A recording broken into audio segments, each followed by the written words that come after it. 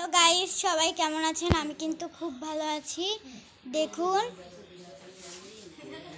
কি সুন্দর, দেখেছেন? এটা হচ্ছে আমরা গাছতলা মন্দিরে চলে এসেছি। এই দেখুন, নিশ্চয়ই দেখতে পাচ্ছেন। চলুন এখন আমরা বড় মন্দিরে যাব। দেখুন, জাস্ট দেখুন কি সুন্দর না বট গাছটা। চলুন, আরও অনেক কিছু আপনাদের সাথে শেয়ার করব, আপনারা জাস্ট দেখতে থাকবেন। এই দেখুন, এটা হলো শিবলিঙ্গ, নিশ্চয়ই সবাই চিনতে পেরেছেন।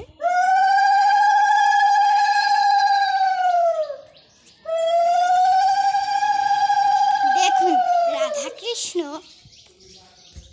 রাধা কৃষ্ণ দেখেছেন তো, দুর্গা প্রতিমা, অনেক কিছু দেখাবো আজকে আপনাদের।